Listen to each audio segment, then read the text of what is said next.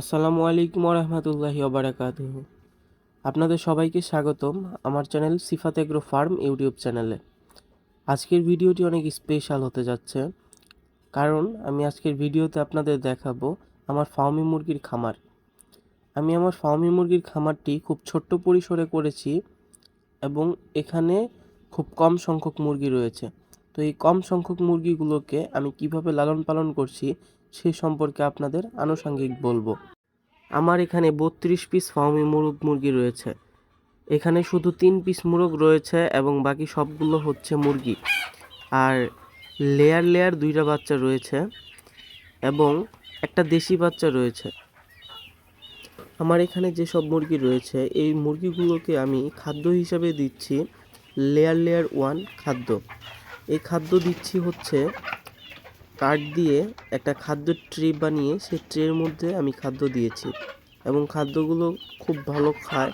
এই ট্রে সহজে নষ্ট হয় না বা ভেঙে যায় না। আমি যদি প্লাস্টিকের কোনো পটে দিতাম তাহলে প্লাস্টিকের পট সেটি ভেঙে যাওয়ার খুব শঙ্কা থাকতো, পুরাতন হয়ে গেলে ভেঙে যেত।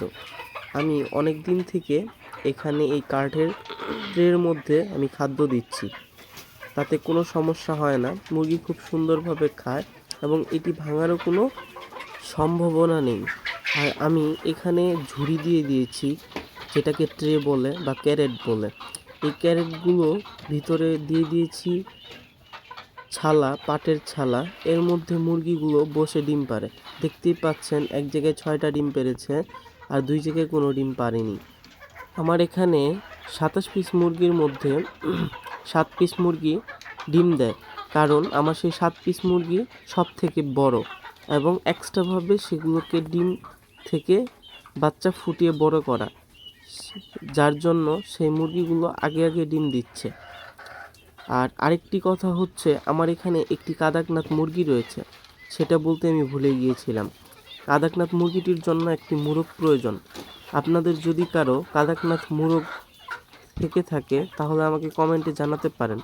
যদি আপনার ওখান থেকে আমার আনতে সম্ভব হয় তাহলে আমি সেখান থেকে আপনার একটি মোরগ কিনে নেব। আমাদের এখানে কাদাকনাথ মোরগ পাওয়া খুবই কঠিন। আর মুরগির নিচের তুষ হিসেবে আমি ব্যবহার করেছি ধানের তুষ। এখানে কাঠের গুঁড়া ব্যবহার করা যায়, কিন্তু আমি ব্যবহার করেছি ধানের তুষ। এই ধানের তুষ খুবই ভালো, কিন্তু দামে একটু বেশি।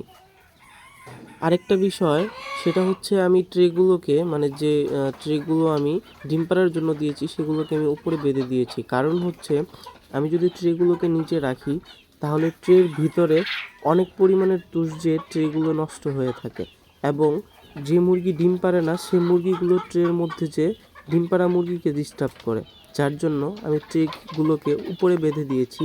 এতে করে খুব সুন্দরভাবে মুরগি যেগুলো ডিম পাড়ার সময় হয় সেই মুরগিগুলো ট্রের মাঝখানে গিয়ে ডিম পেড়ে চলে আসে এবং সেই উপরে থাকা ট্রেগুলোর মধ্যে তুষ বেশি একটা যায় না, খুব কম সংখ্যক যায়। তো এই ছিল আমার ফার্মি মুরগির খামারের ভিডিও। আপনাদের যদি ভালো লেগে থাকে অবশ্যই লাইক করবেন এবং আপনাদের ব্যক্তিগত মতামত কমেন্টে জানাতে ভুলবেন না, এবং সিফাত এগ্রো ফার্ম চ্যানেলটিকে সাবস্ক্রাইব করে এই চ্যানেলের পাশে থাকবেন। আজকে এখানেই শেষ করছি। সবাই ভালো থাকবেন, সুস্থ থাকবেন। আল্লাহ হাফেজ।